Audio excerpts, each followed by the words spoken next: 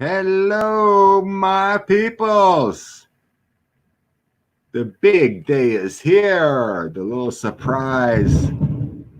Oh, we got some storms here. Hopefully, it doesn't get any issues. So, this is something I've been so excited about. Did you all read the description in there? So, this fine lady came to me through Sheila, connections, and I did a reading for her. And hi, Lucine. And this reading was literally out of this world. So she prepared a little statement for me to read before I bring her in. Hi, Diane. Hi, Sharon. Arlene, Sharon, Salam.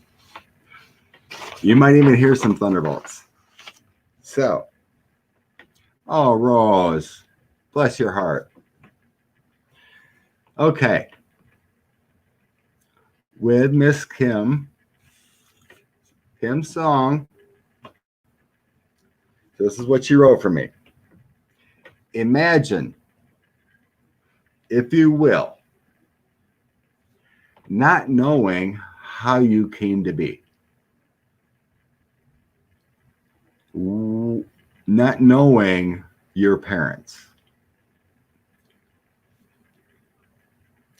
Not knowing your date of birth. The year you were born.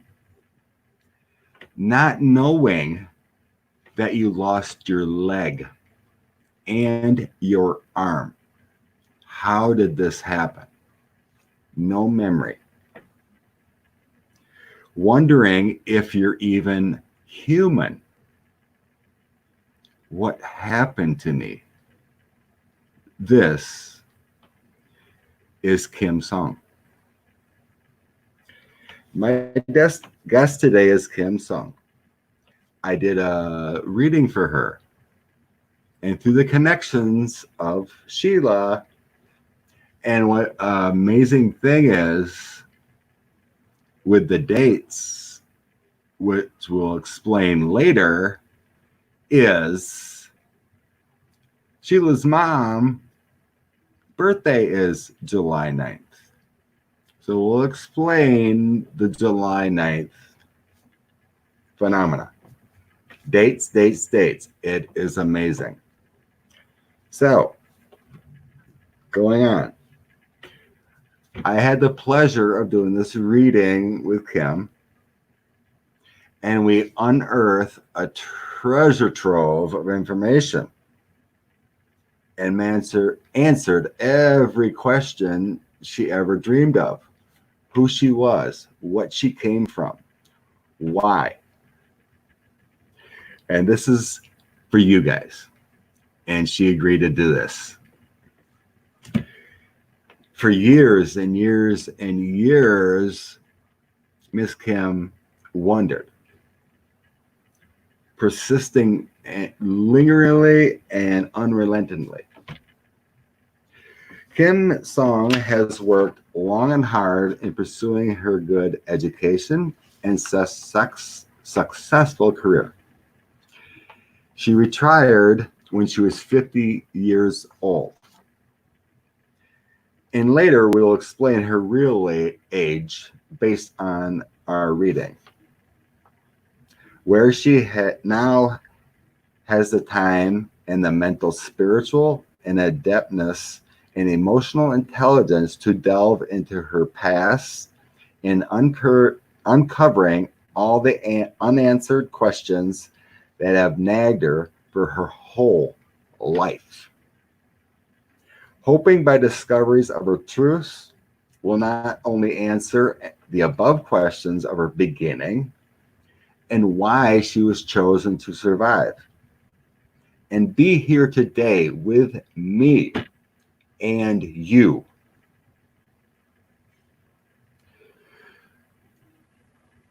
On this YouTube channel. Okay. I want to give you and share to all my peoples, current subscribers, and hopefully future subscribers.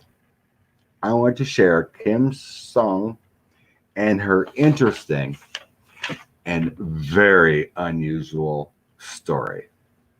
So, without further ado, I'm going to bring in Kim.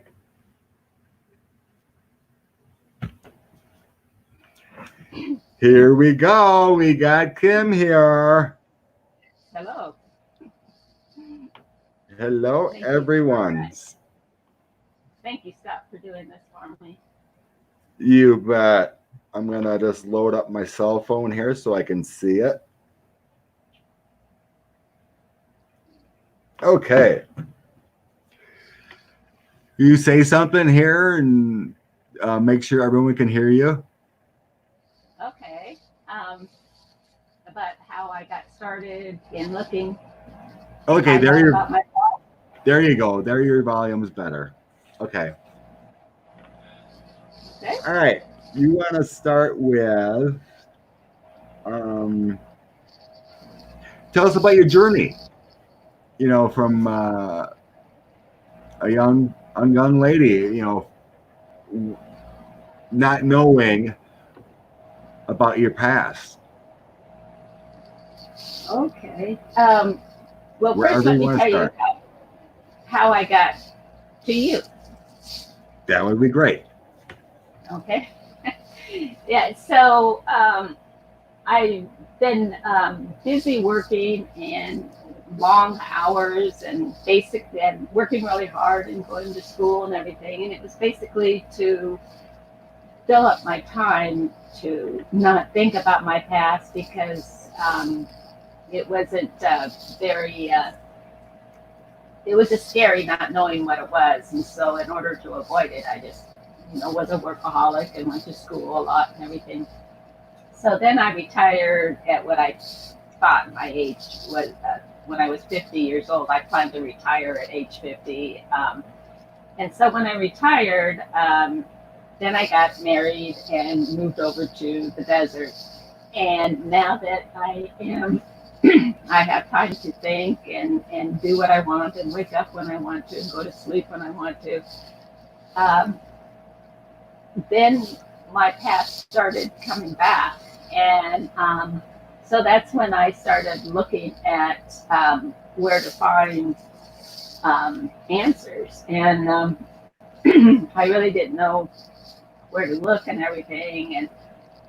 And I'd never been into astrology and looked at my astrology reports every day like most people do and stuff. So anyway, I started looking at the tarot readers, and there's a lot of good ones and everything. And so I started looking at all the tarot readers and psychics and everything like that. And then, of course, back then, my thought was that they're going to just rip me off and take my money and stuff like that. But I knew that people could be intuitive and everything and be psychic if I was. But at the same time, I knew that there were a lot of jokesters out there. So I started looking at different astrologers and tarot readers and everything. So then I found one that I thought was going to be a really good one for me to pick, and it was somebody in my state and everything, and I really admired him and everything. But then I found out later that it was not a good choice. Never went to have a reading with him or anything, but I found out that they are very much Trump supporters. And so I thought, by now, if you support Trump, there is something desperately wrong with you. I mean, you had a lobotomy or whatever. So I thought, no way. So I scratched that. And so then I started looking, and I would watch the different tarot readers. And then I saw Sheila from the Celtic tarot. And it just resonated with me. And then the one thing that she said that really was the one that made me know for sure that this was the one was that she said, I don't believe in making money off of a gift that was given to you.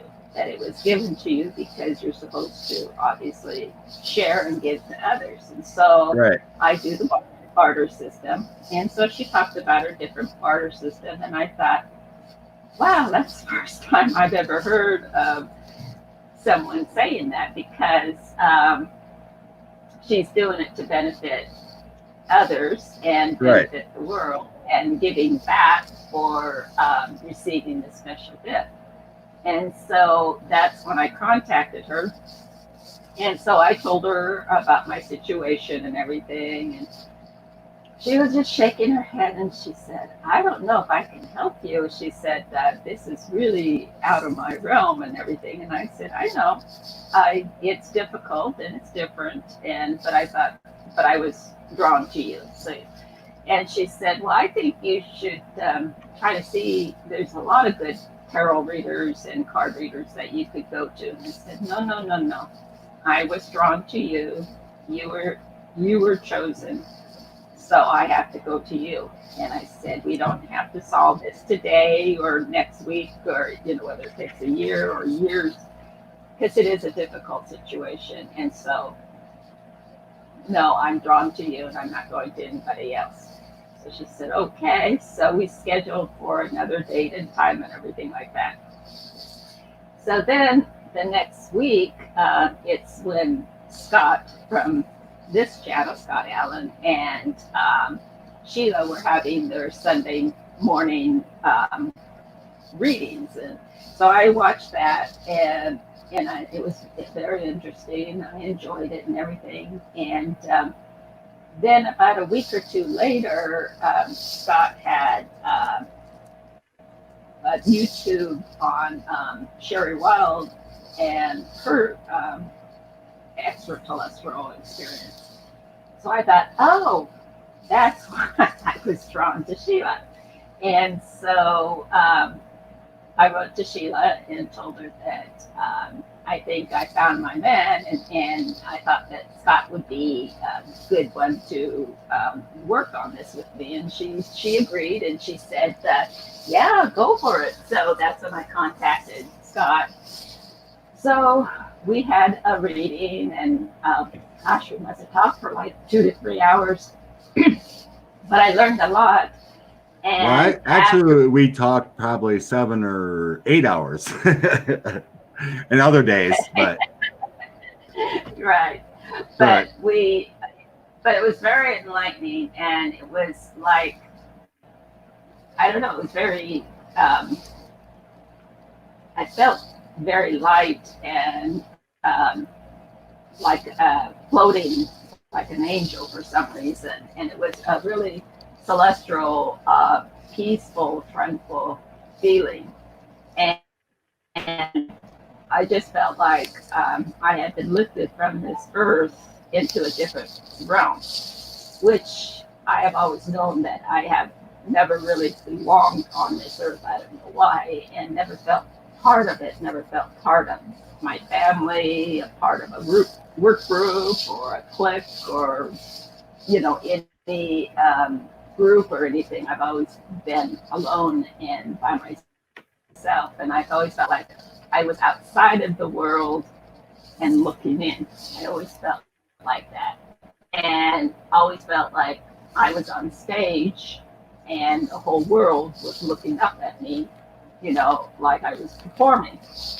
And so I never knew why I felt that way and everything, but it was interesting because then that's when everything accumulated and started making sense out of things. So that's how I got connected with Scott, and because I was drawn here through Sheila. So anyway. So yeah, there's a lot of interesting numbers involved. So you said you met your husband and married him on what date? 12, 12, 12. And we discussed it.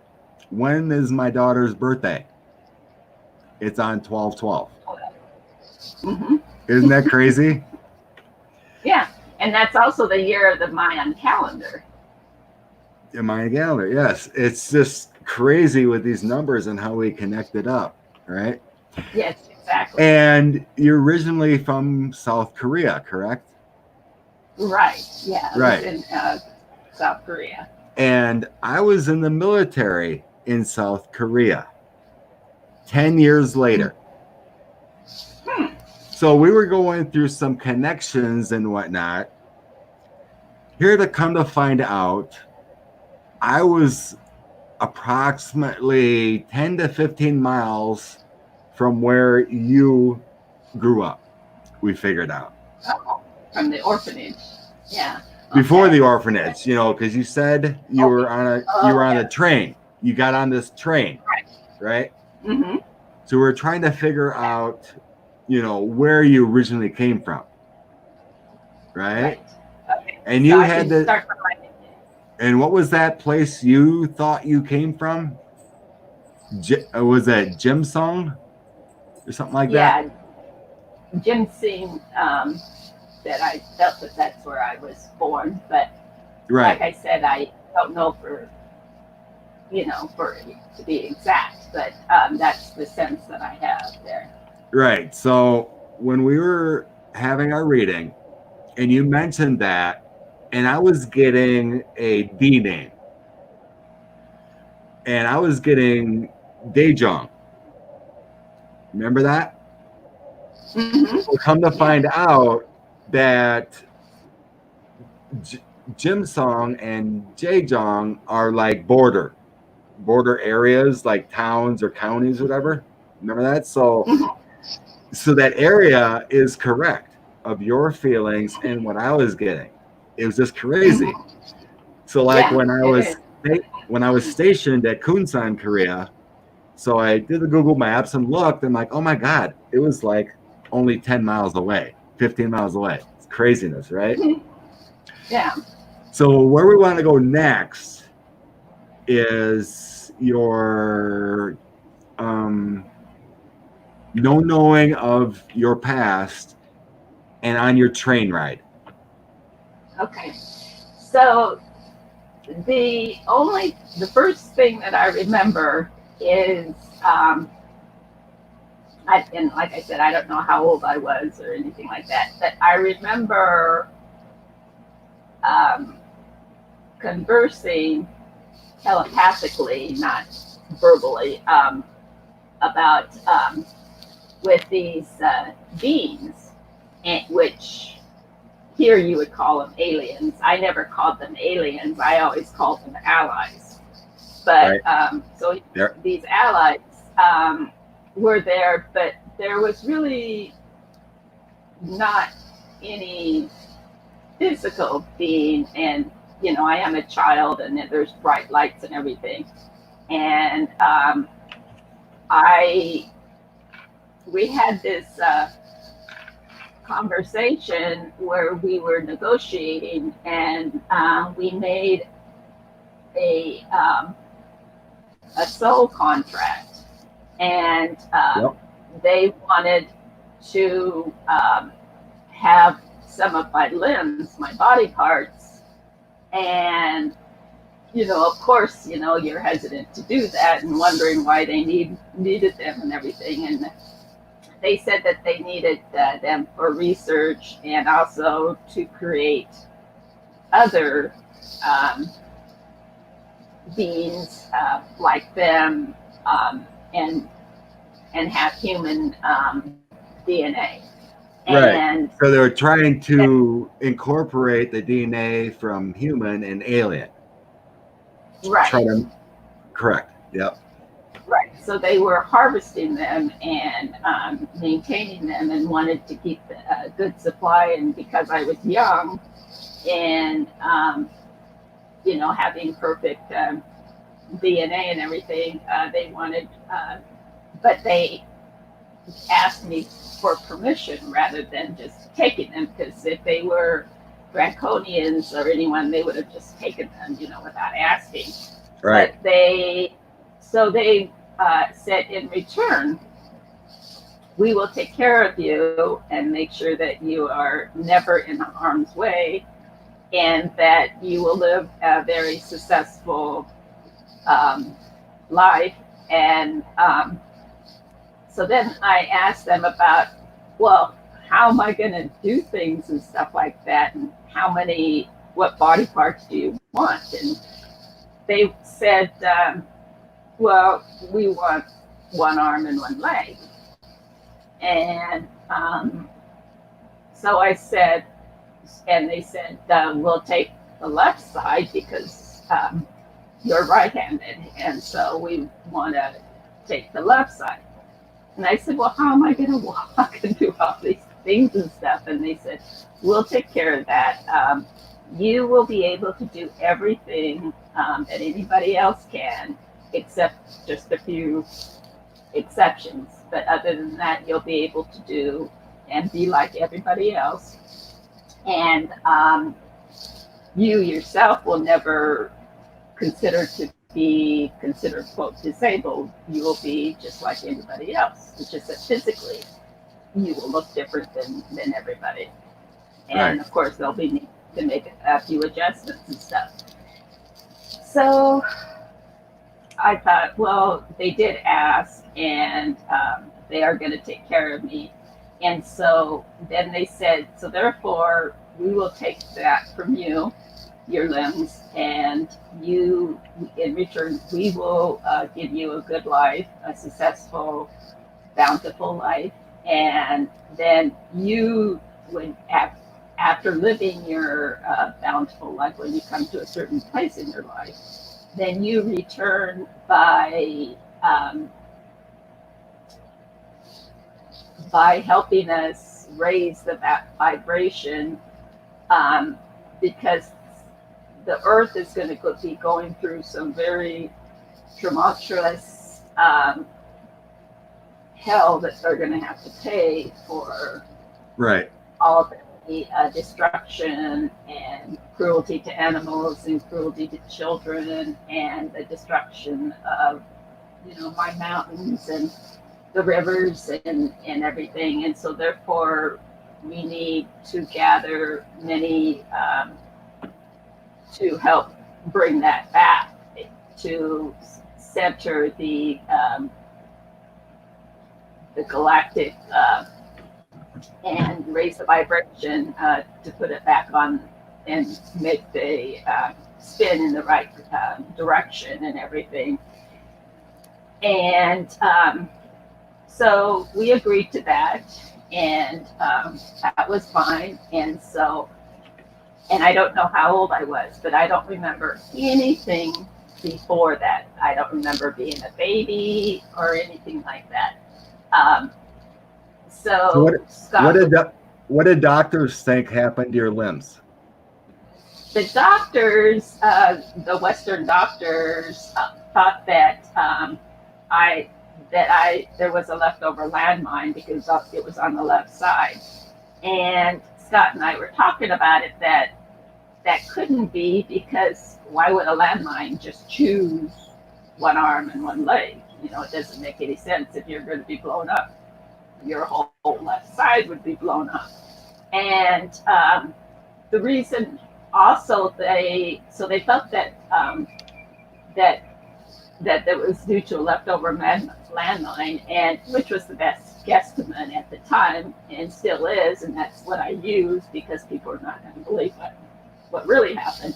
But anyway, the doctors did say, but some surgeon took meticulous time for this surgery, because normally when you have an amputation, the easiest amputation is to cut it off right there at the joint and then sew up the tissue. But the doctors have told me some surgeon has taken meticulous time to sew each muscle to the bone and And therefore, that's why I was able to have prosthesis. Otherwise, I wouldn't have been able to walk on prosthesis and make myself, more functional and everything. And which all the doctors have wondered, well, why would that happen? Here we are in a third world country. They wouldn't have that much time, and especially on a child that's like, I'm guessing at 3 or 4, whatever. And in 1962. Why would they do that? It doesn't make any sense. I mean, they would do it to a soldier, but not to a 2, 3-year-old child, because they could care less that I could walk or function or anything like that. Right. So this is in 1962. What kind of technology is there for a child? So when I was tapping into that, I seen you were taken, and the technology of our extraterrestrial friends made it the way it is. Because you don't have normal scarring or some kind of chop, it's meticulously done, right? Yes, exactly. Because they have to stitch every muscle to the bone. And that takes hours and hours and hours. And that was on both arm and leg, not just the one. And that would have been really in 1957. Something like that. So 68. Yeah, you're right. It would have been in 1960. It'd be in like 62, right? Yeah. So so something happened miraculously, some kind of extraterrestrial intervention, because there's no one that would be able to take that much time in performing the surgery for me. And most likely they would have thought that I was pretty much a goner anyway, if it were true. Yep. Because there would have been not only me, but there would have been the whole village and everybody and stuff. So they would be most likely taking care of their own soldiers and stuff. But anyway, then the second thing that I remembered was I woke up, and I'm guessing I was about 3 or 4. I'm not sure how old I was. And there's a really bright sun, and it's lighting through the barn. And so I'm laying on a bed of hay, and I see all these children looking down at me and staring at me. Now, you have to understand that in third world countries, if you're disabled, it's not like in America where you get taken care of medically and everything is handicap accessible and they have the ADA law or anything like that. In third world countries, you are hidden, and nobody knows about you, and you're considered a freak, and nobody wants to be around you because they're afraid they're going to get that disease, whatever it is. Right. But that's why you don't see people in wheelchairs and stuff like that in India and China and Korea and stuff like that. So then when I sat up, they all scrambled because they were terrified of me. And then the next thing, I don't know if it was the next day or a week or so later, because I have no sense of time. I know that I'm in a house, well, not a house, more like a shack, and there's an elderly woman, and then I see these worms all over the place, and I know now that they were silkworms, and that's probably how they made their money. And so then Scott was telling me that was probably my grandmother. And then I'm not sure if it was the next day, but I think it was the next day, real early in the morning. I'm talking real early in the morning. I was put on an elderly man's back, which Scott was saying that was probably my grandfather. Yeah, So I was getting, because you didn't know the man, right? No, I never seen them before. I was feeling like the spirit of your grandfather took over this man and took you to this train to get you to safety. Okay, right? so he put me on his back and we walked for a long time, and I remember it looked like when you watch The Sound of Music and they're escaping and walking over the Alps and stuff like that. I remember it felt like that. And so then we come to a train station, which I don't know that it's a train station because I've never seen one. And he places me on a seat, and he kind of motions like, he'll be back or whatever and stuff. So I'm thinking that he's going to come back. So anyway, he leaves, and I'm sitting there. I don't know how long I've been sitting there, whether it's for, a minute or whatever. But all of a sudden, the train starts moving.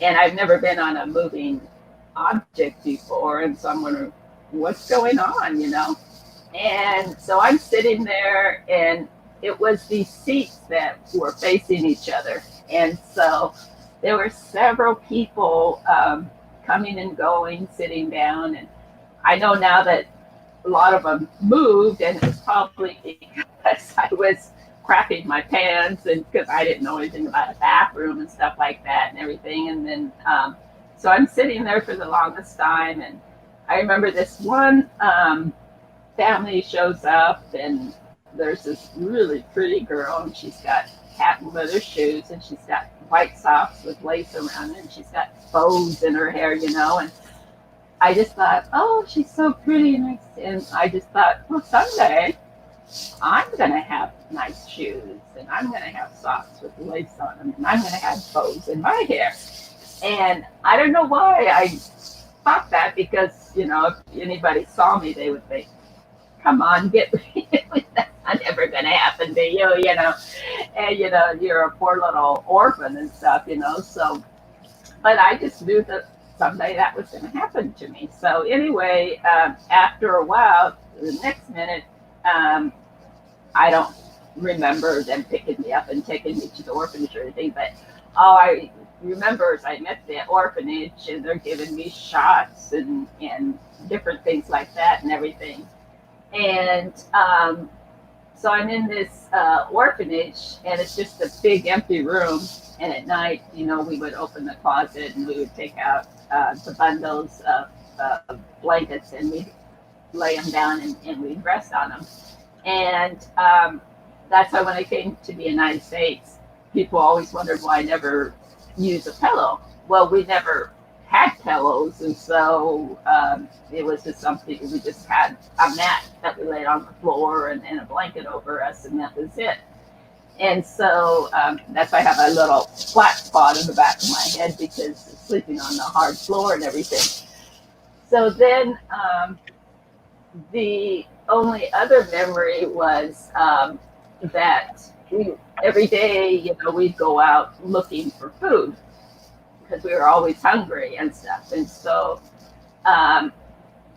knowing that, it was going to be hard for me to be adopted, because being disabled and being an older child, it was unlikely that I was going to get adopted. And then at the time, Right. they thought that I was severely retarded. So I was severely retarded, I was severely disabled, and I'm an older child. So it would be very unlikely that I would get adopted.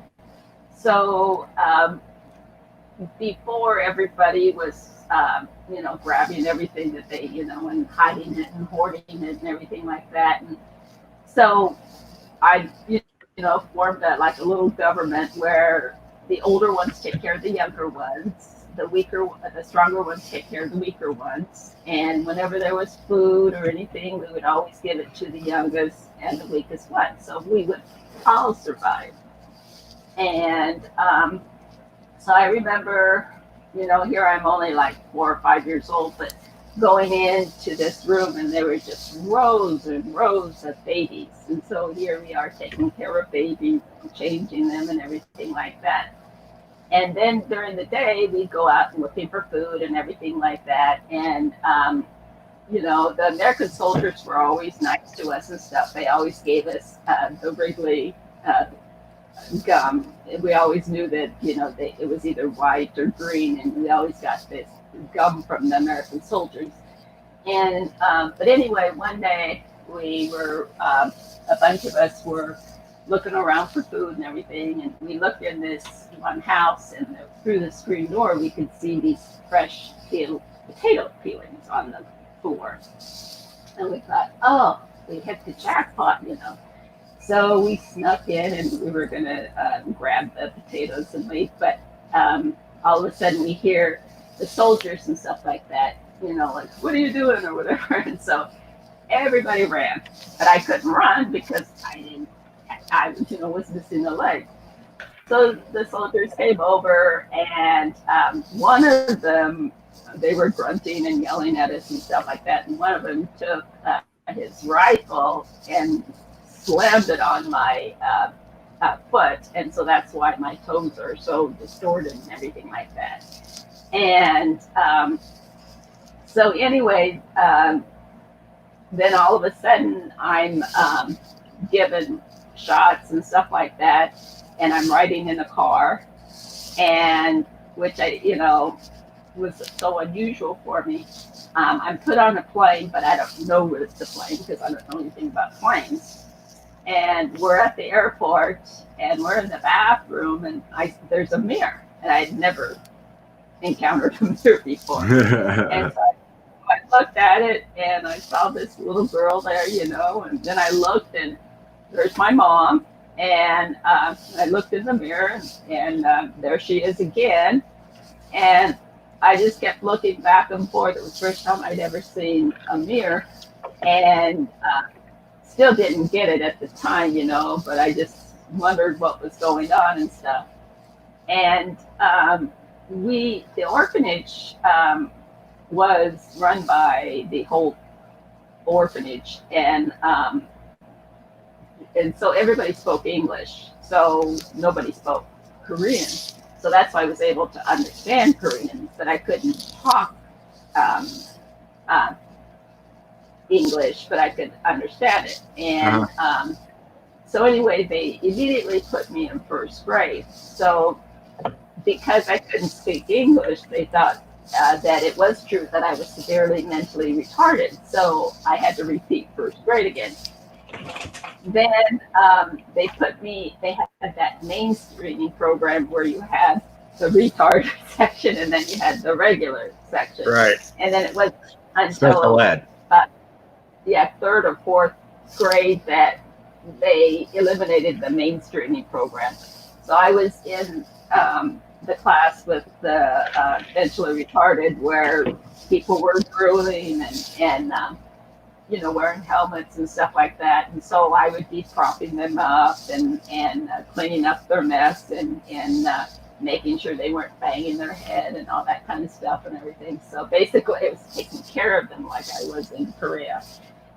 Then after a while I got bored and stuff like that. So I would sneak out of class and go to the library. So I spent most of my school days in the library. And that's why I always considered my library card the most important possession that I had, more important than a Visa card or anything. So I was constantly in the library.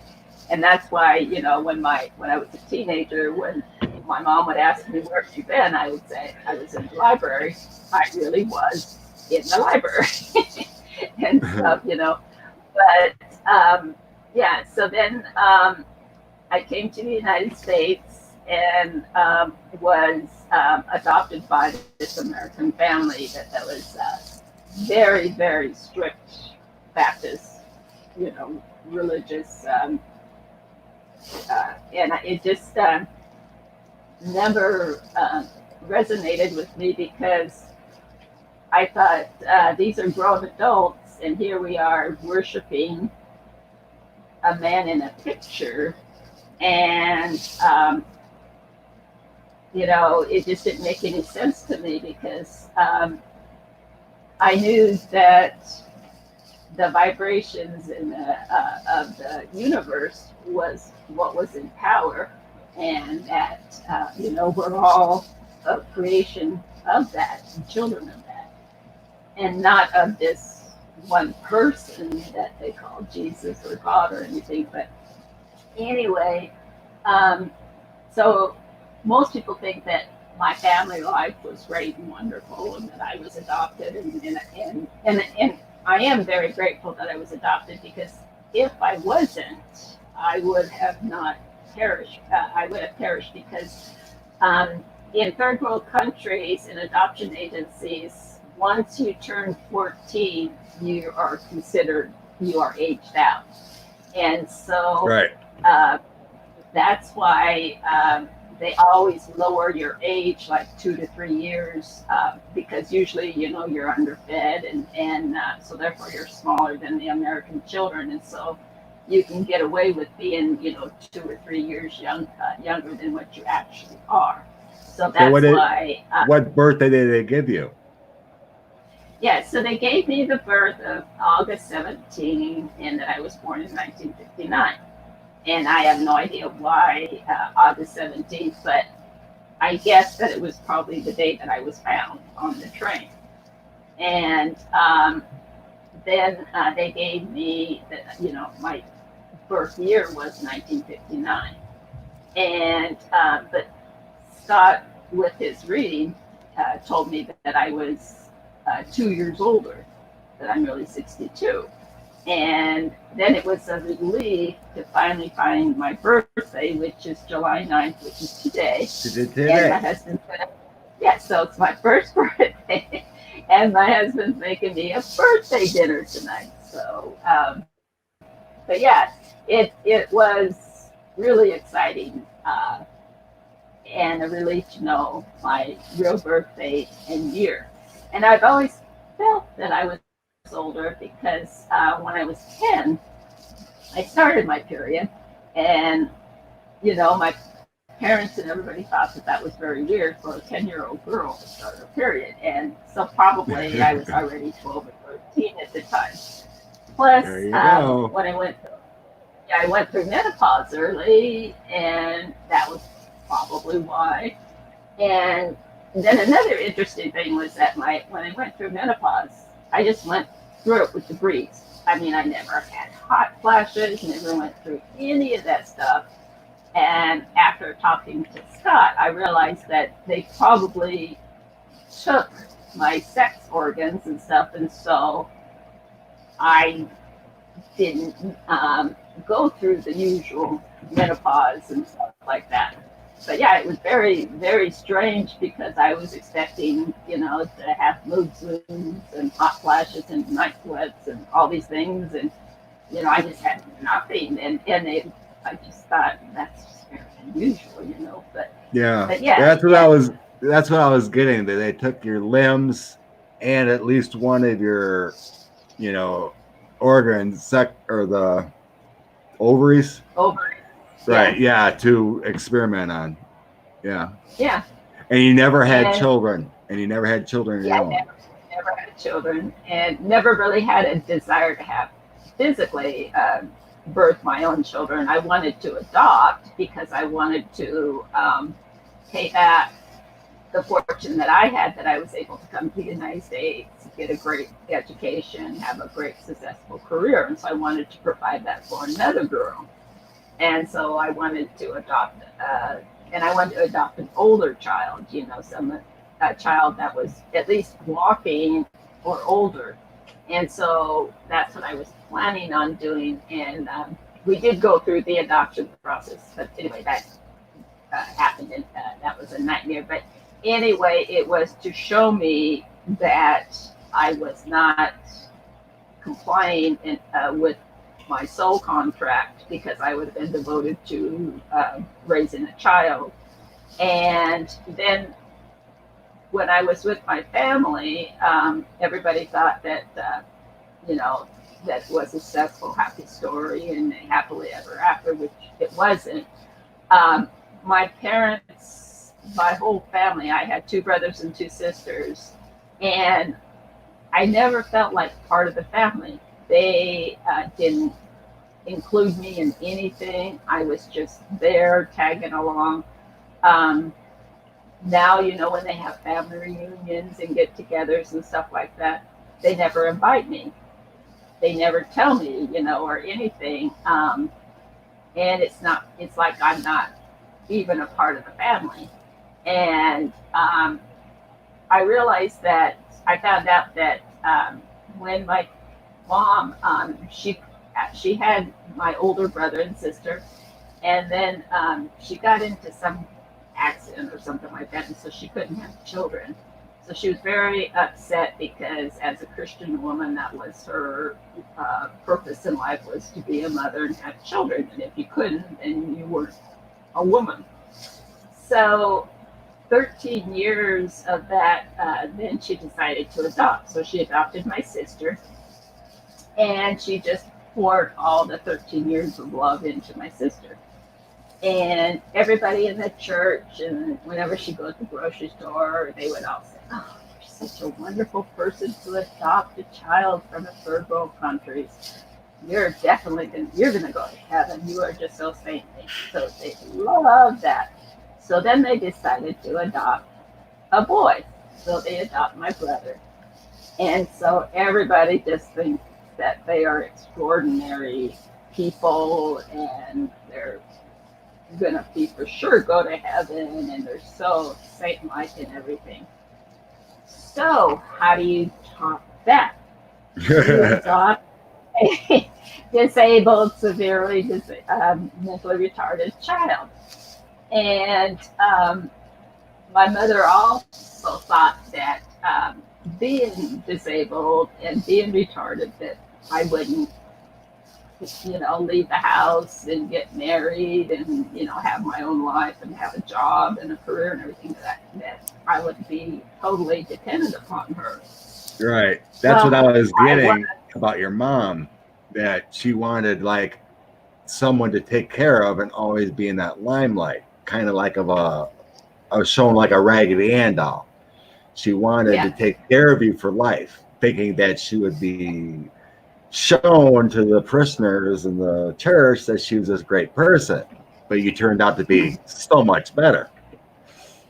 Well, I was the biggest disappointment in her life, because if I'm taking care of myself and I'm taking care of babies, and I was the most independent, self-sufficient person that ever existed, and so I was the biggest disappointment. So as a result of that, that's why she shunned me. And so she always, wherever we went, I was always front and center, so everybody could see that she had adopted a handicapped child, and how wonderful she was and everything like that. And so at the time, I was very upset because I didn't know why, no matter how good I was, my brother could be on drugs and stealing, and my sister could be, get pregnant and do all this stuff and everything, and they were loved always. But no, I was in the library and had good grades and stuff like that, and was never in any trouble, and they just totally ignored me. And so it really hurt me for a long, long time. And so it wasn't until about after college, or after my first marriage, I decided that I was going to divorce them. That there was no way that I was ever going to gain their love and their approval and be part of the family. So I divorced them. It was for my own mindset, to free myself. And so I did, but still, with every divorce, and parting, there's always heartache and regrets and things like that. And after talking to Scott, I realized that my parents were there not to be my family, because if they were if I was a member of their family, then I would be devoted to them, and it would take me away from my soul contract with the allies. And so therefore they were there just to be my caretakers and make sure that all my needs were met. And that's basically all they did, was just met my needs, and that was it. But that was what they were supposed to do. So they did fulfill their job. And because you think about, how can you have Thanksgiving and family reunions and all this stuff and not invite one of the members? You know, it was just very strange. I mean, it's very obvious that, you know, I'm not accepted and liked, but I wasn't supposed to be. And that's why when we did the adoption thing, I wasn't meant to be devoting my time to a child and being a family, that I needed to fulfill my soul contract. So that was relieving to me to find out that, you know, because you think if your parents don't like you, it's because you're an awful bad person. And so that's why I tried being good, you know, the best I could, but no matter what I did, I would never please them. And now I know that that's what they were there for, was because I was supposed to get my education, have a great career, be an example to others. And so therefore, that's when I started doing, you know, helping out with disability groups and women groups and minority groups and stuff like that. And I am blessed and fortunate to have been adopted, because I wouldn't have had the education and where I am now. And so when my father passed away 3 years ago, I did call him up, and I thanked him for adopting me. And he was stunned, because none of the other children had done that. And I said, if I hadn't been adopted, you know, I would have perished, and I wouldn't have been where I am now. And so, you know, and he told me, you know, 3 months later, he passed away. But he told me, he said, I'm really sorry, and I don't know how to make it up to you about your life. And I know you weren't treated fairly, and but I didn't know what to do, because, you know, mom ran the show, and I was too busy working and trying to support the family, because he was the only supporter of the family. My mother didn't work, and trying to support, you know, 5 children. And he said it was not the wisest thing for him to adopt 3 children, and especially 3 children that were all going to be teenagers at the same time and everything, because we were all very close in age and everything. And especially at their stage in life, they were in their 50s, and they wanted to retire and enjoy life, going camping and being a snowbird, and here they had teenagers to raise. And but he said he always knew that I had not been treated fairly, and he felt bad about it, and he didn't know what to say and how to make up for it. And I just told him that was enough, and I was grateful. And like I said, 3 months later, he passed away. And but yeah, so that was my family life. And Joanne asks, how is your relationship with your siblings? I don't have one. I don't have a relationship with them. Your adoptive brother and sister, what's your relationship like? Someone asked. I'm out of the family. I don't have one with them. I don't have family. That's why at Christmas and Thanksgiving and the holidays, it's just my husband and I. And plus, we don't have children. And so all my relatives, you know, like my aunt and uncle and cousins and stuff like that, you know, when I divorced the family, I divorced the family. And my father did tell me that he knew that my sister was very upset because no matter what I did in life, I always succeeded. And it made her mad because, and it made her more mad because being disabled and being a minority and everything like that, I always overpassed it. And it made her very angry about it. And so my father did tell me that she instigated, to ostracize me from the family. And so I don't have any relationship with them. And it's very, I mean, it's sad to think that you don't have your family, but it's also freeing because, like I told you before, I'd rather be alone than put up, with assholes and a bunch of crap from people. I'd rather be alone. And I'm happy just being in content with myself. And then I, of course, am very, very blessed to find a wonderful man. And he didn't have children either. So it's nice that we are together. And, we had the most wonderful relationship together and everything. And so that's why our marriage was meant, because of the being married on 12, 12, 12, where you have 1 and 2 equals 3, and 3 is always, everything like Tesla, everything is always coming in 3s. Then you have 3 of the 12, and then the 12, the 3 of the 12 equals 9, which then means you have 3 of the 3. So that's why it's triply blessed and everything. So, there you go.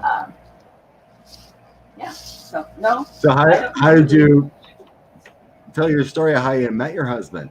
It's really interesting. Oh, yeah. What was interesting was that my husband, Dave, he was engaged to this woman, and then we didn't know each other at the time. I was married to, you can imagine, being married to a Trump.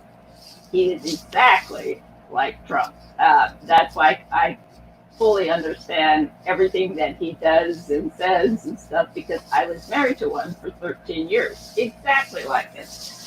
Arrogant and all-knowing and manipulative and narcissistic and just plain evil. But you've been raised to to be married through thick and thin, and all this stuff, and so, which I don't believe that now, obviously. I know now that people come into your life for a reason or a season, and very few people are there for a lifetime. And so anyway, when we met, he was just enthralled with me, and he planned the wedding and even got the wedding dress and all this stuff. He planned everything, and before I knew it, like we were married.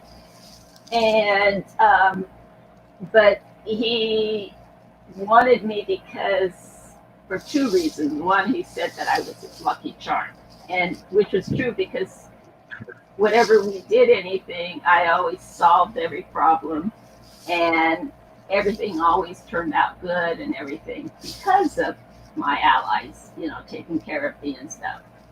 So, but the other reason why was I found out, like Trump, that he's a pedophile. And so, I saw on his laptop, all these pictures and stuff like that, and his fantasies that he would write and stuff. And then, and it was just weird, because, and I thought, no, this can't be fixed, this can't be resolved. There's no way that I'm going to tolerate this. So that's when I left him, which was in May of 2011. And so I left him in May.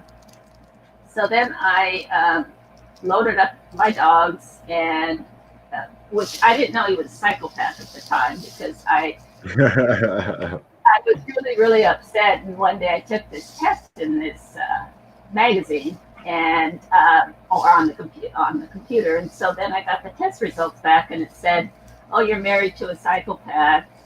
You need to get out of this marriage right away." And I thought, well, that's a little over the top, But then I started reading her articles and stuff like that about psychopaths, and it was bad that I was married to a psychopath, but it was a relief to finally know that it wasn't me, because I always thought, if I was a better wife, a better cook, provided more sex, had more zip in our marriage, our marriage would be better. But I realized that it wasn't me, that it was because he was a psychopath. And I always, had the stereotype of a psychopath, that they were in a trench coat and you would know where they, who they are and all this stuff and everything. But then I saw that no, the psychopaths are your community leaders, your religious leaders, the priests, CEOs of corporations, politicians, senators. And so then I realized what was going on, and it was a relief to finally know that it wasn't me and what was going on. So I wrote the author a thank you letter, a thank you email, and told her that I appreciated her writing and everything. So I got an email back from her, and I was expecting a boilerplate email that said, thank you for, writing, and here are my other books that you could read and stuff. No, instead, she had typed it without being a boilerplate script. She said, first of all, I want to know that you're safe. And secondly, once you're safe, I want you to do not let the psychopath know that you know he's a psychopath, because the worst thing for them is to be outed. So you have to be a psychopath to deal with the psychopath. So you're going to have to pretend like you don't know. And so get your affairs in order and everything, and then leave. Get out as soon as you can. And that's what I did.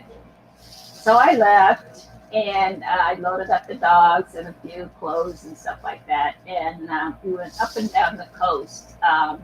And when we were married, I always wanted to go to the beach, and he would never take me to the beach. We'd been married for 13 years, and he wouldn't take me to the beach. So we went up and down the coastline and everything like that, and it was just very free to just do whatever you want and go wherever you want. And then I had the best company, which were my German Shepherds and stuff, and so we just had the best time.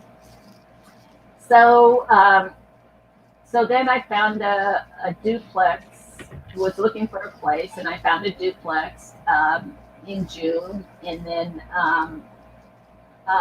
put that down payment in July, and then moved in August. And then in September, I knew I had to do what you call duty dating, which you have to force yourself to go out and make new friends, because you no longer, your old friends are no longer there, from your marriage and stuff, by now, as psychopaths do, is they send out their flying monkeys and badmouth you, and that it was your fault and all this other stuff, and I was this horrible person and stuff. So rather than dealing with it, I had to make new friends, and I knew I had to start going out and stuff like that. So then I looked online and stuff like that, but anyway, I looked up in the universe one night, and there was this whole Milky Way galaxy, and I said, I want you to send me the most wonderful person you have. And the next minute, I met Dave, and then I met him in September, talked with him in October. No, we met in November, and then that was it. And that's how I ended up in Arizona, because Arizona's the last place I would ever be, because and which is interesting why I'm in Arizona. The reason why is because, first of all, my being a double amputee, your circulation is off, because you're a double amputee, that the circulation doesn't flow, so you get hot easily. And so I was sweating all the time, even where I came from the northwest. I never had the heat on, you know. I was always warm or hot or something like that. And so Arizona would have been the last place in the world I would be, because here, you know, the temperatures are, we have two weather patterns. One is hot and the other one is hotter. Those are the only two Yep, patterns we have. I've been there. And so, yeah, so it was awful. And, but also the reason why I was meant to be with Dave. And the other reason why was because this is where all the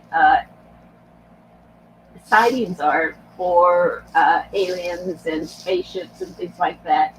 And so I have been more in tune with the earth, not only because I'm retired and have the time, but I never wear shoes. And therefore, you know, being in touch with the earth all the time has made me be more astute and more clairvoyant, and bring a more tranquility in my life, being in touch with the earth and everything.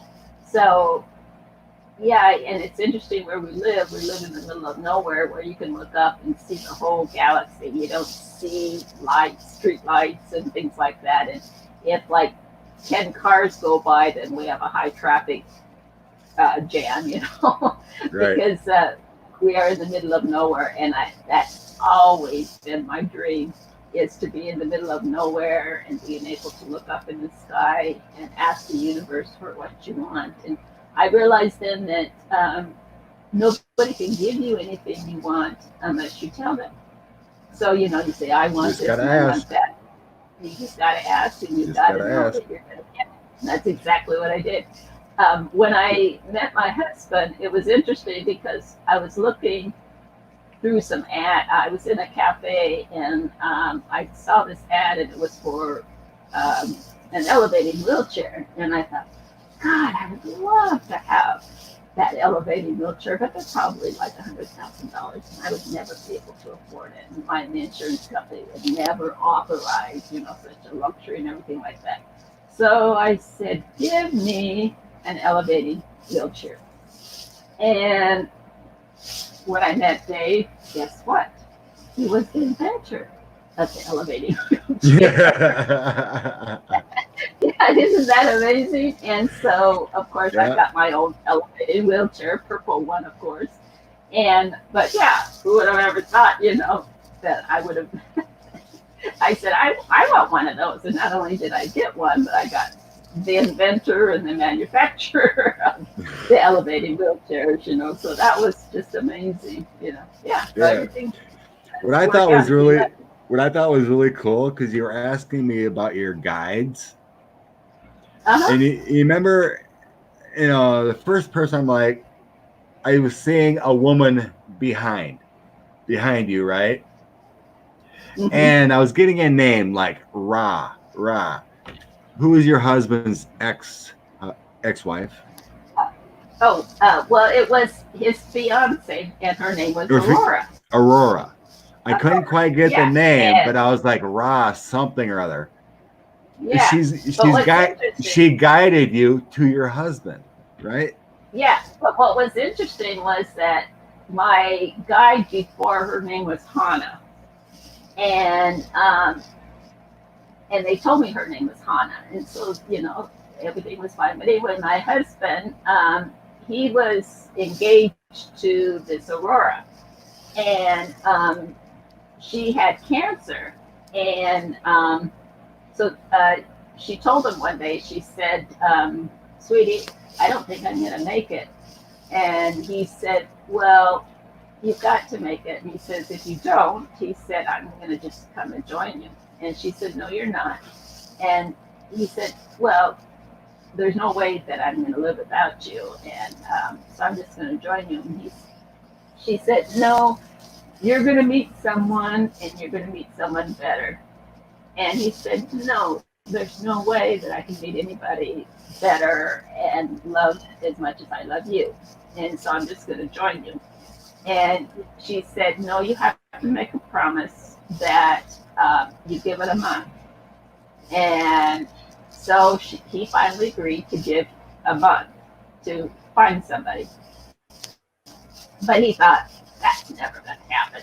So anyway, she did pass away, and in October, and then that's when she died like October 12th, I think, and then we met like the end of October, and so it was close to the month, and then of course we met face to face the following month in November. But what's interesting now is that after about 2 or 3 months, I saw pictures of Aurora and everything. But anyway, one morning or one day, I said, "Yeah, I saw a woman. She took the bedroom door and she shut it to get a bathrobe from the back. But she was really really tall." And I described her and stuff, and he said, "That sounds like Aurora." And I said, "No, this woman is tall. She's like, and he said, "That was Aurora. She was tall. She's like 5'8". And I said, "Really?" I was expecting pictures from her. She looked like a petite woman like me. And so I thought she was, like 100 pounds, and everything, and she said, "No, Aurora was really tall." So off and on, she would approach me and talk to me and tell me different things and stuff like that. And then I remember about 2 or 3 years after that, it was real early in the morning, and I'm sitting in the recliner, and I've fallen asleep, and I feel someone touching my hand, and so I open my eyes, and there's this woman kneeling, and she has my hand, and she's clasped it with both of her hand on, and my hand was enclosed in hers, and she's patting it, and she's looking up at me, and she's very angelic, and she wanted to thank me for taking care of Dave and making him happy.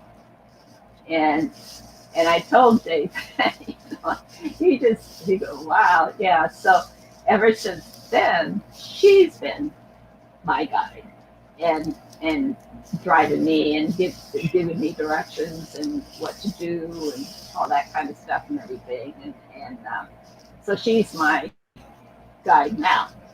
And so I would, every time she appeared, I would tell Dave, about what she said or what she was doing and all that kind of stuff and everything.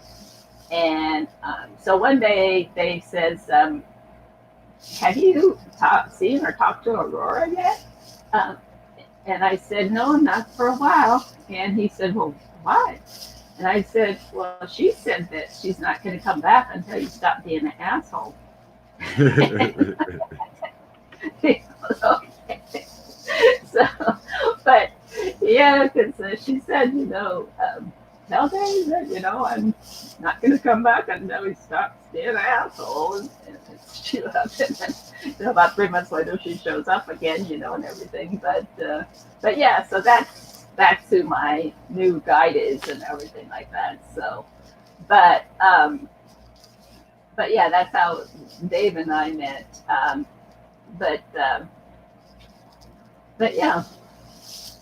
Well, that was there was another guide I seen for you, a little more predominant. Remember what I was talking about? I see a Palladian. Oh yeah, that's why I see a Palladian because when I first we had our reading, and I definitely seen a Palladian ET friend, ally, behind you, guiding you. And then we started talking about Aurora, and I was like, I seen her to the back. Like she's there helping, talking. Yeah.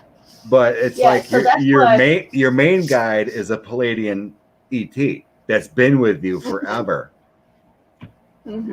It's been like your protector since the beginning. Right. That's what I was getting. That this Palladian ET friend has been guiding you since you were taken and I was getting it was like the what do you call them? Like the reptilians or draconians. I thought Uh-huh. that they were the ones that were experimenting and being mean, but this Palladian stepped in and took care of you and guided you throughout your life. Hmm.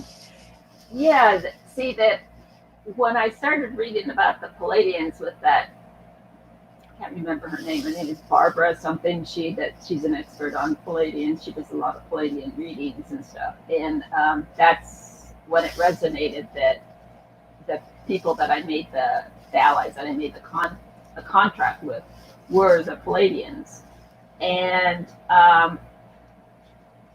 but yeah, you're right about that. That the one-to-one personal guide is Aurora, and the Right. Palladian is just overseeing everything, but Right. not actually talking to me like.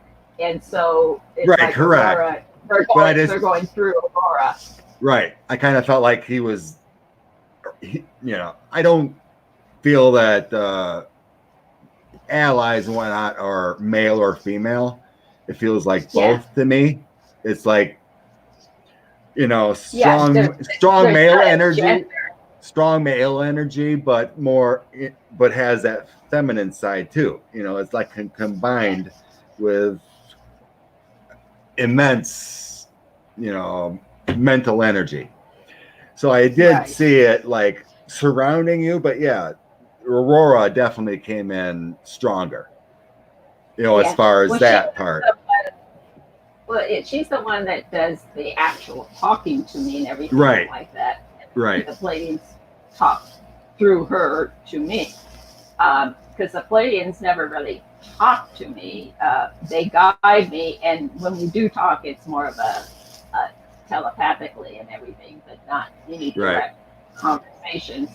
But yeah, that's why when I see people, I know if they're good or bad because I can see their aura, and sometimes I'll look at people and I can see like maggots coming out of her ears or something like that, or I'll see a white light, or I'll know that they're not going to be on this earth for very long, that this is their last week. And I've even had it's like when you were joking with me that Nancy Caputo with a medium. Oh yeah, Teresa Caputo. Teresa Caputo, yeah. Yeah, I was getting that energy that you could do that. You could. Yeah, she would go up to people and say, but yeah, that's what I would get is that an example was there was a woman here, and I was drawn to her that her husband, who had passed away, wanted me to tell her that he couldn't cross over until she forgave him. And she didn't understand what was going on. And I said, yeah, it's like he's in a penalty box, and he can't do anything or cross over or anything because he's in this penalty box. And I said, he's telling me that you need to forgive him or he can't cross over. So then he was telling me that he needed her forgiveness, and that the reason why at the end of his life he was acting so reckless and everything was that he just felt like a failure, and that he hadn't accomplished anything in life, and that he was hurting so badly because and he felt so guilty for all the things that he had done, and that he wanted to feel like when he was in his early 20s, where he had money and he had no cares in the world, and he had a house, and he made plenty of money being a truck driver and everything, and to do whatever he wanted, and he wanted, and so he started, going out with a younger woman and all this other stuff, and it was just to get that feeling back again, like in his early 20s. And he was sorry, and he wanted her to forgive him. And it was very important to him um, before he could cross over. And she wanted to know how I knew all this stuff, because I didn't know her, and of course I didn't know him. And but and yeah, I'll get people want me to, I'm supposed to go up to somebody and tell them something, and so I do, and but sometimes I'll know something that I'm not supposed to tell them, but I find out maybe that their spouse is going to pass, or a disaster is going to happen, but I'm not to tell them because it is something that they have to go through. Yeah. You told me that story about that one little girl you found within a store or something. Oh yeah, we were at the Gold Corral. Oh yeah, Golden Corral. Yeah. Yeah, there was this little girl, and she was with her father, and I just knew that something was wrong. And they sat opposite of each other where they're not face to face or anything. And so I thought that was kind of odd. And they never said one word to each other the whole time. But I just sensed that something was wrong. And so when she was getting up to get more food and stuff like that, I went over there and I said, "Is everything okay?" She said, "Yeah, everything's okay." And she said, "Don't do anything." And I said, "Are you sure?" And she said, "Yes. Please don't do anything." And it was kind of interesting. And then, what she meant by that is that if the police were called or authorities or anything like that, and there would be no findings because it hadn't happened, then she would have to go back home with him alone, which would make it more awkward and worse. Yep. So sometimes you just have to do nothing, which is hard. So, especially, when it happens to a child. And right.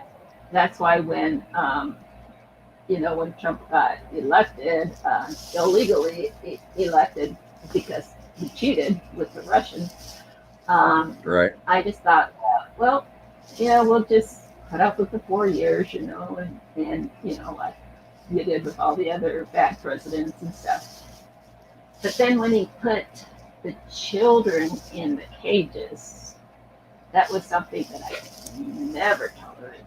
And, coming from an orphanage and stuff like that, and knowing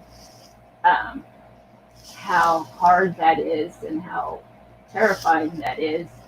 And see, but I had the gift of the Palladians and the guides to help me. But these children don't, because they've always had their parents as their guardians and savers. And they no longer had them. And that was the final straw that broke the camel's back. But there is no way that this man can be redeemed for doing this. And that's why, I made all the effort and all the energy to get this man out. So, but yeah, when you start picking on children and animals who have no voice, and that's why I never donate to adults, because they can get a job, they can go ask for help, they can fill out applications, but children and animals can't. So that's why I don't ever give out money or help to adults. It's only children and animals. So, but yeah, I just could not believe anybody could even think of doing something like that. And especially in the United States. this is what happened in the third world countries, but not in the United States. And Right. Yeah, we got a that's whole why, administration approving it, doing it. yes, and that's why we no longer have the United States. We've got the disunited States. And that's why I always called him Resident Trump or Resident Rump, because he's a resident, not a president. He's just residing in the White House. And So the man doesn't do much. but the thing is, that's why I always called him the impeach impotent resident Rump. And now I call him Donnie Dick Stain, because he is now just going to be a stain that's left in the United States history. But yeah, his fate is going to be worse than he ever imagined. But it's well deserving, and it will come. Why do you think the reason was this went so long with him? Why do we have to delay when we know he's a criminal? The reason why is because if we got rid of him, and let's say we got Pasty Pence, who's as exciting as a neutered mannequin, we would have the same old, same old. So what we needed is we needed a big shakeup to our core, where it affects our finances, it affects our children, the education, affects our work, the economy, it affects how we relate to each other.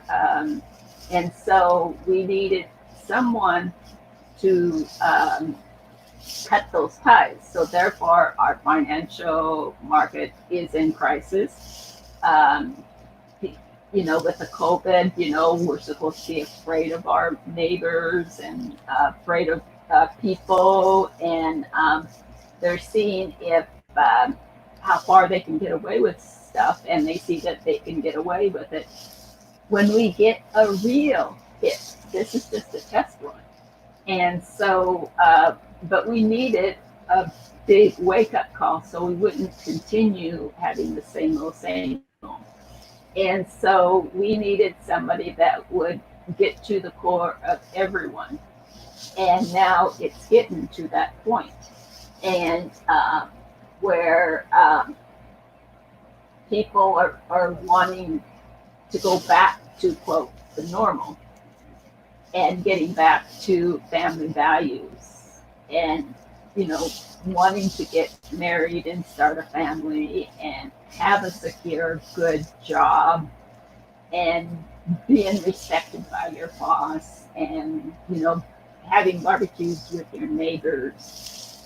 We need to get back to that, and that's why Trump was there. You have to have the opposite to let people know what you really want. And so we have the antithesis of the opposite of what we want. And so now everyone's going to get together and work to get those things back. And so we needed a big wake-up call. And we got hit really hard with this hammer. And, very hard. Yeah. Because before, we were going through the yucky stage and the consumerism and buy and going to debt and we'll pay later. And, now it's popular to be narcissistic and only look out for me.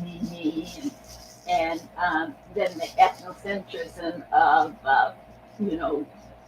we're more powerful and we're better and we're smarter and we can do anything and everyone else is stupid and dumb. And instead of realizing that, we are all one. And if we work together, we can all be successful and not just the select few. where there's this great divide of the wealthy, and it's just too stratified, where there's the poor and then there's the very wealthy, but there's no in between. And Right. it should be by choice that you, wherever you want to be in life, you can be, but they're trying to make it with the one world order that, if you're not like us and we don't select you, then you're going to be the commoner dirt poor. And no, you should have a choice. And when I came into this country, I always thought there's no reason in hell that anyone in the United States should be poor and uneducated. There are so many opportunities here. There is absolutely no reason why anybody needs to be poor and destitute, because you have all the resources and you have all the abilities if you just use them, your brain. With the internet and before it was the libraries, if you are stupid and ignorant, that's your fault, because everything is out there. You can learn Right. anything. And that's what I've done, is done most of my research and looking up and reading things and things like that. And so I didn't get it by coming from a wealthy family and old money and all that kind of stuff. No, you've got the wherewithal to do all this. You just have to use it. But people want it, but they don't want to work for it, or they don't want to make any effort for it. And that's why, it doesn't matter what your abilities or disabilities. This is what I call the tabs. The tabs in TAB is what I call the temporarily able-bodied, and they're the ones, because we're all going to be disabled at one time. So Right. your being able-bodied is only temporary. Either you're going to be disabled through sickness, through an accident, old age, and of course death. You're going to be disabled at one time, and so We're in a that's why we're in a vessel. Yeah. Mhm. And We're so in a that's why I call This is a vessel. you the tabs. Yeah. And that's why what's really interesting is that everyone looks at me and thinks, "Oh, you're disabled. I think poor you and God bless you and everything." Well, I'm not overweight. I don't have heart problems. I don't have diabetes. I don't have high blood pressure. I'm just missing limbs. That's it. And here, other people can't even walk up a flight of stairs, and they can't lift anything. And that's why when I was in my really, really young, I think I was like 11, I knew that I had to be more educated and smarter than anyone. And I planned to go to college, and my parents thought that was just so funny that I was going to go to college, because nobody went to college. But I knew, as a minority, disabled, and a woman, that I would need to be more. And so I did go to college right after high school and went immediately into college. And I was told by my guides that whoever holds the purse has the company. So I went into accounting, and I was always usually the only woman. And there were sometimes another woman there, but usually they would drop out. And the women that were there, we called them astronauts, because they just took up space. They were there just to get men, They weren't there to get an education. So after doing that for 10 years, then I was told by my guides that, okay, whoever holds the purse and who has the data has the company by the balls. So I went into computer science, and that's when I, started doing computer engineering and programming and all that kind of stuff. And that's when I had the full leeway to be that I never had to worry about being fired. I could always go anywhere I want to. I could ask for any salary. I could be eccentric and weird, and they could never get rid of me and stuff. And I was the only one that could do that. So I had full power and control as a result of that. And that's what I'm saying, is that if you don't like your job, feel like you're in a dead end. What I call the SOS, it's stuck on stupid. Um, you know, you can learn anything on the internet and get the books and go to school or do whatever, but quit just sitting around watching TV. And but even like when I was 11 years old, I remember asking my mom. I asked her, "Do you think I should get an apartment or a house?" And she goes, "You're only 11 years old. Why are you asking about whether you should have an apartment or a house?" And I just knew that I wasn't supposed to be there for that long, that I was supposed to leave. And so, um, but yeah, that's why I'm in a really good place now that I am blessed to take care of my chickens and have a garden and Chickens. actually cook things and make things like cake instead of out of a box. And, I'm able to do all that creative stuff that I never had the time to before. And that for that reason, then I was at the perfect spot to have the mental capacity and the wherewithal and spiritually to find out my background. And that's why I wanted to. I am grateful for you and Sheila and all the other tarot readers, and blessed to meet you and to be a part of my life and to find, answer all these questions. And now they're no longer black holes in my life, that they've been answered, and now I know my purpose in life and everything. So it's been very fulfilling, and I'm eternally grateful to you, Scott. How long did you say you were looking for a specific reader to fill in those pieces? About 3 years. Been looking and listening to other readers and finding out about them and their true intent and everything. And so, went through all of them. Never had a reading with any of them, but took a long time interviewing all of them and watching them and seeing which one would be the one for me. And but yeah, there's a lot of good readers out there and a lot of good astrologers, and so it's a good universe to be in.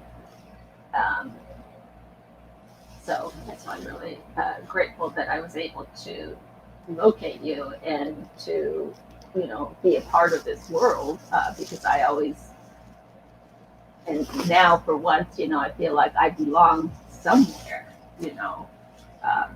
I never, in the workplace and stuff, I was always alone and by myself, and everything, I was always alone and by myself. So, but even though nice, you were protected your whole life and been blessed, and even more blessings are coming your way, right? Yeah, but you still have that human need to belong, and but I never belonged anywhere, and so it's nice to finally, be comfortable in your skin and know that you do have a purpose in life, and to fulfill that. And then that's the purpose of doing this YouTube with you, is that I know that there are a lot of other people that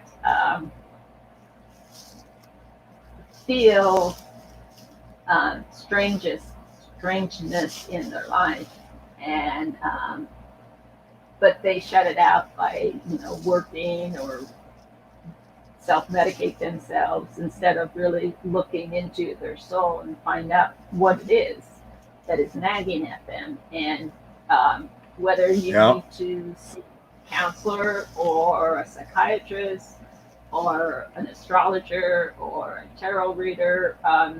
You need to get in touch with your soul, and that's what I'm trying to convince people to quit being on this roller coaster and keep on this treadmill, because it's going to get very tiring, and you do need to get in touch with yourself, and that's the whole purpose of this YouTube.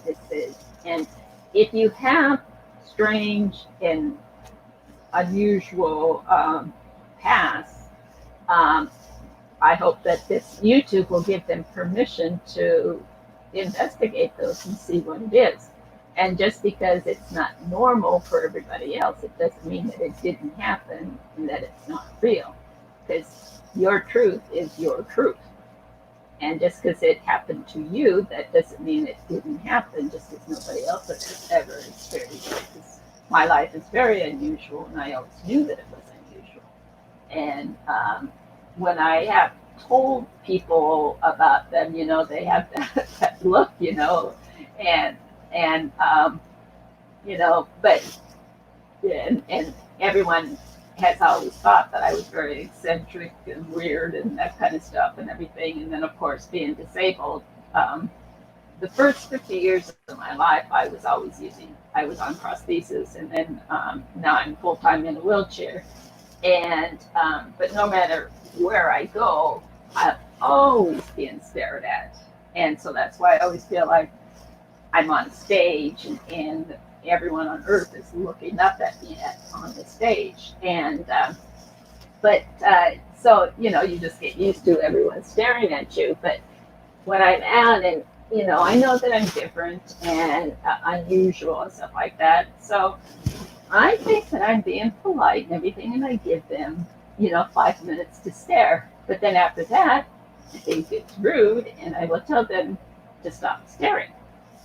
And surprisingly, a lot of people, well, some of them will get embarrassed, but some of them think that it's rude that I even said that, like, huh. And then if they keep staring at me, I ask them, will you stop staring at me like I'm a math problem?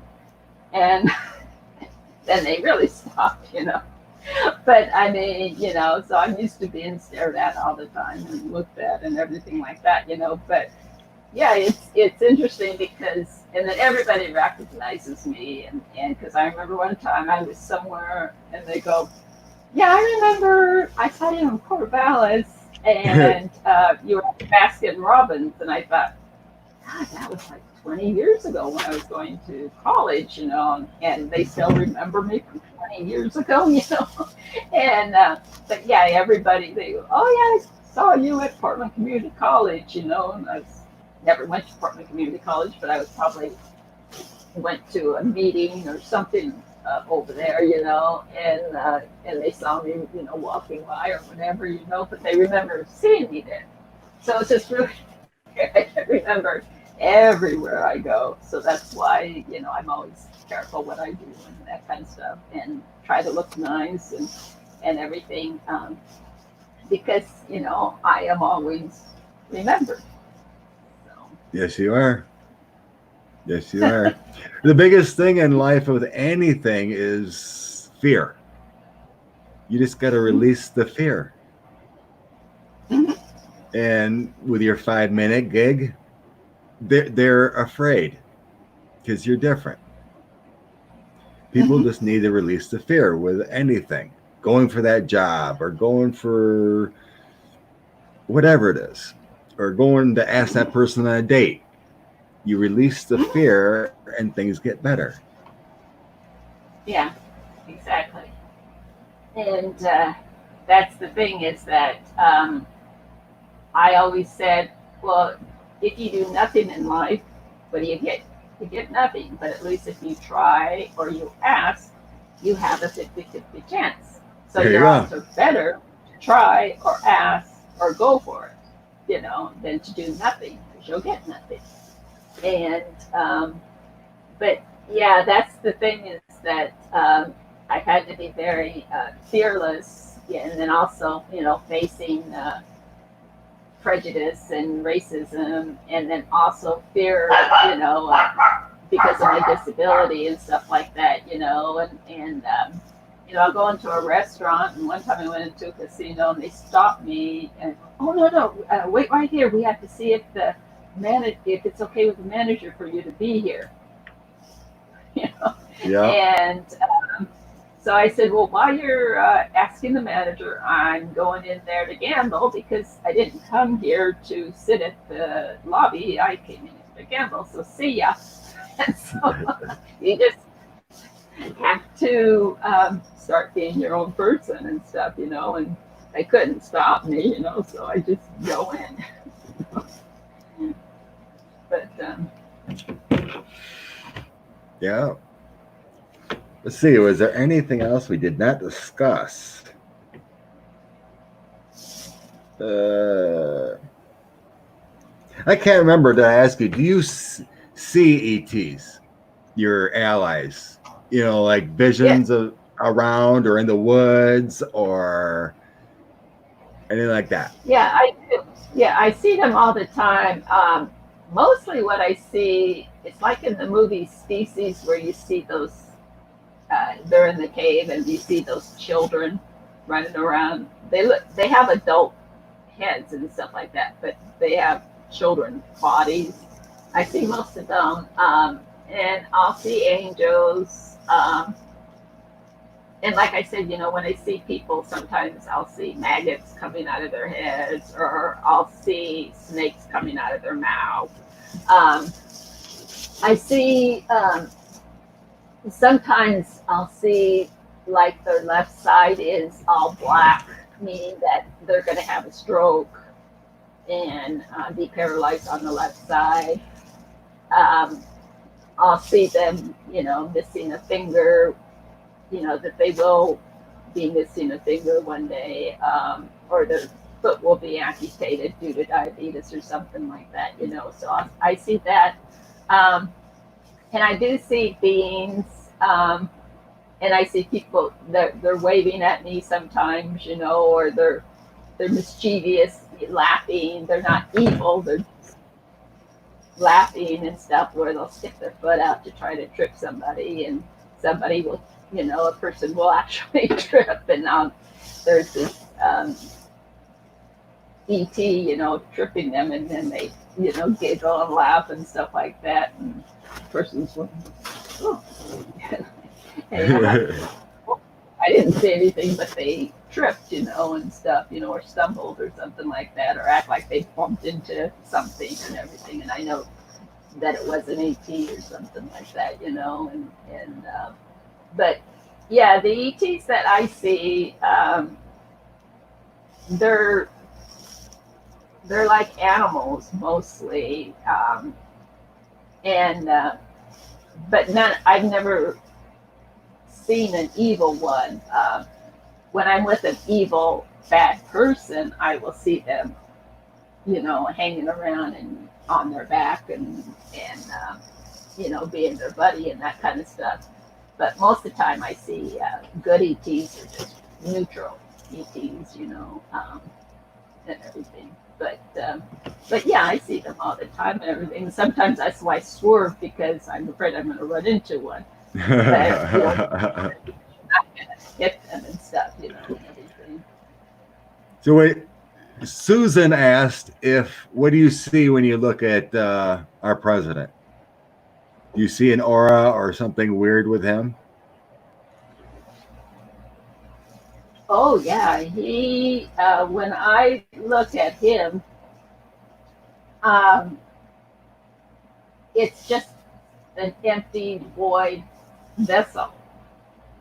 An empty vessel? And yeah. There's nothing there, and he's not happy with himself, and he doesn't like himself. So he lets it out on everybody because he doesn't like himself. And that's why he's doing all these stupid things now, is because he knows he's losing. And so therefore he, his ship is sinking, and so he's going to take everybody with him, and he's going to make everybody unhappy. You know, it's like the husband that if I can't have you, then nobody can have you. And so he's going to destroy everything around him and destroy himself in the process. But it's like my second husband, he's been outed and he's angry because he's been outed. And then with the Mueller report and then the release of his taxes and then the knowledge that, you know, he did father a child from a 13-year-old from Russia, and that's what Putin has on him. And then his contacts, you know, with China and everything like that. He knows he's at the end, and but the worst thing you can do to a psychopath is to out him, the absolute worst. And now that the whole world, and not only the world, but the universe is aware of who he is, that's why no one's safe. Yeah. No one is safe. It's craziness. So we were talking, go back on the allies side. We were talking earlier about hybrids. Mm-hmm. So what I was getting, and you can chime in after, that the ET friends have tried to combine DNA. And I was getting it's been unsuccessful. So people talk about hybrids walking around us and, you know, being in society. What I was feeling and getting is that they like take over their bodies, kind of like a jumping, and control, you know, their lives. What is your feeling on that side of it? Well, one thing is that the reincarnation thing. For instance, I feel that Steve Jobs is a reincarnation of Tesla. Really? Never thought about Yeah. that. And that's what I see reincarnation of different people when I see them, famous and not famous people. And but as far as the hybrids, what's interesting is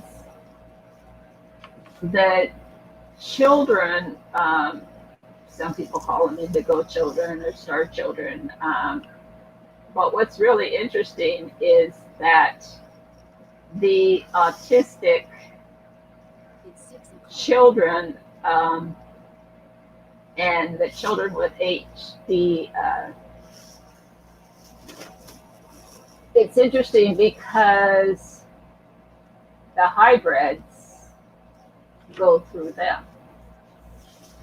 And that's why they cannot tolerate being touched and don't have the filters to be polite and conduct themselves, you know, in a regular social setting, because the hybrids are going through them.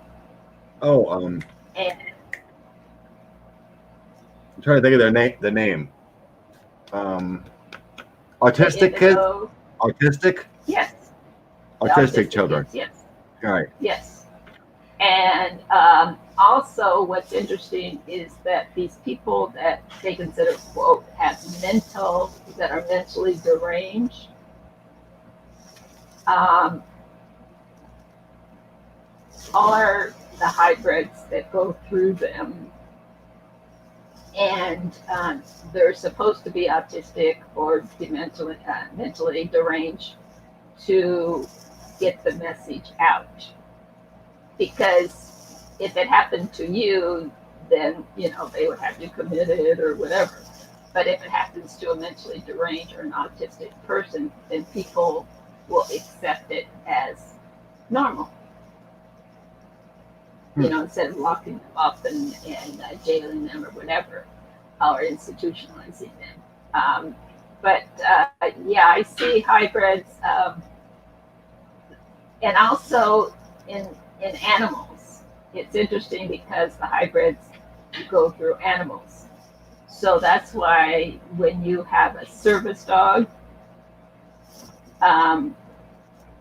it's interesting because I had a service dog named Zafino, and he was a hybrid. And he did everything for me. He was my legs and my arms. You know, he pulled me in my wheelchair out, and he would carry my bags. You know, and he would alert me to everything.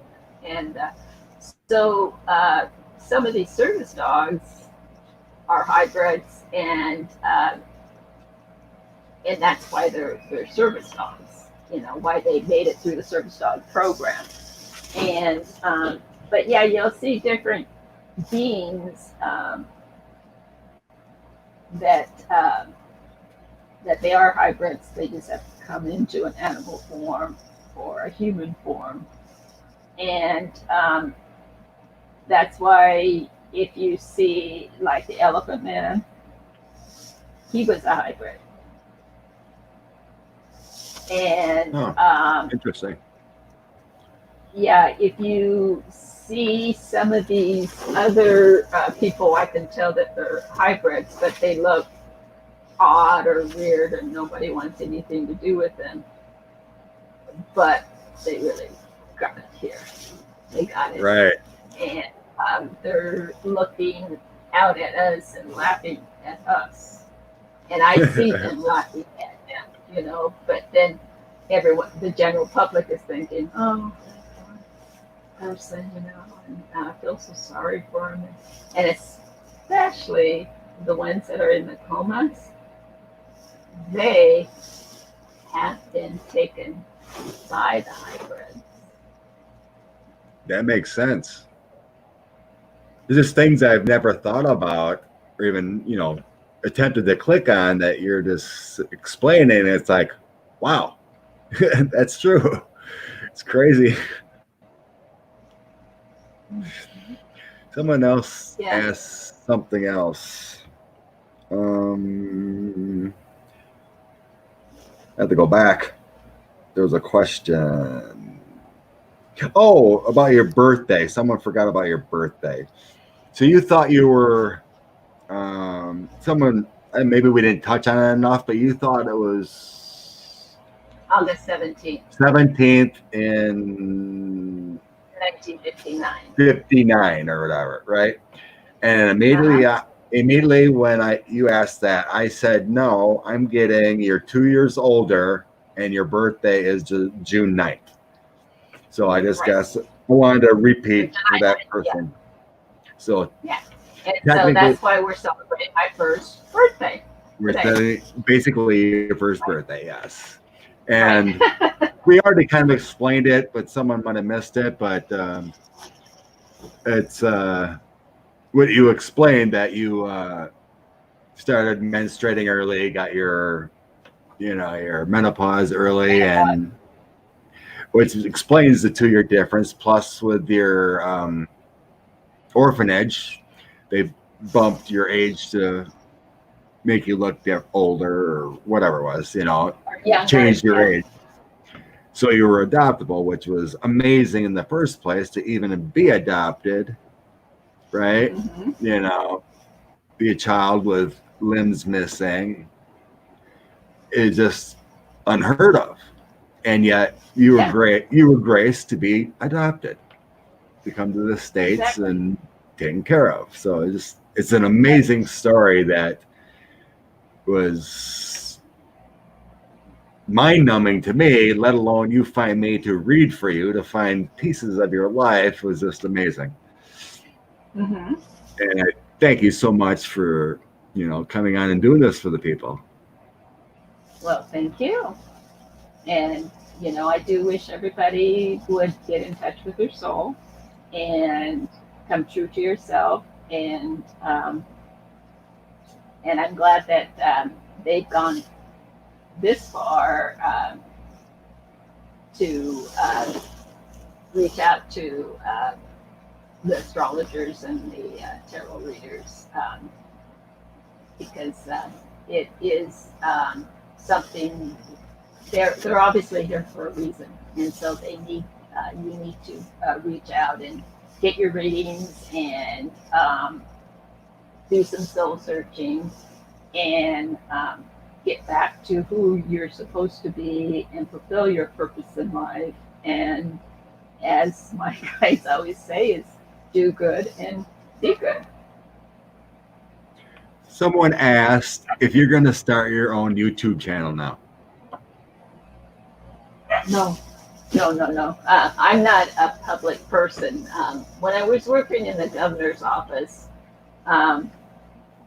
everywhere I went, there were reporters, and there were, you know, and then I already get enough attention anyway because of my disability and stuff. And so I try not to draw attention to me, and I want people to focus on me and not my disability. And so that's why, you know, when people come up to me and the first question is, oh, how did you lose your arm and leg? Then I know that that's all you see is a disabled person missing an arm and leg. You don't see me, and you're not worth my time, so get lost. And being disabled and stuff, I can see how they treat me is telling of who they are as a person. And then the second husband, who was like married to Rump, he, you know, always wanted a big house and show off and everything, and so he wanted me to drive this Maserati. So I got him up. He got me a Maserati, and I'm driving around, and I just hate it because everybody stares at you, and they're looking at a piece of metal, you know, and something stupid. I mean, I don't think that it's valuable and worth admiring and stuff like that, you know, and people would approach me all the time and talk to me and stuff like that. And I just hated it, you know. I just wanted to drive a beat up old car, you know, and just walk into a store and not be interrupted and pictures taken and everything. And so that's why it's really sad when I saw Abigail and Brittany. They're the girls, the women that have the one body, and everywhere they go, you know, they're treated like freaks, and everyone wants to take a picture of them and everything like that, instead of knowing that they're both people first. And so that's why, you know, I was hesitant to do this because I really didn't want the notoriety or anything like that. But, you know, I was grateful for what Scott and Sheila have done and wanted to help others to come to your truth, no matter how odd and unusual that it is, and to face all your demons and everything. So, but no, I won't be starting my own YouTube channel. We're getting asked if you'd love to come back again and chat, and if you have other insights you'd love to share or memories from something else that you could write down and take questions, because everyone seems to would love to have you back. Okay, sounds good. That's great. Loving your story. Okay, well, good. We'll have to plan that sometime again when it all works out. Okay, it's a date. All right, we got another date. Sweet. Okay. So bless you. Thank you, Kim, for telling your story and making us so comfortable. And what an amazing story it is, and amazing journey. I loved it. That is, it's amazing you found me, you know, to do this for you, and you're giving back. So it's exciting. Okay. So Love you. say goodbye.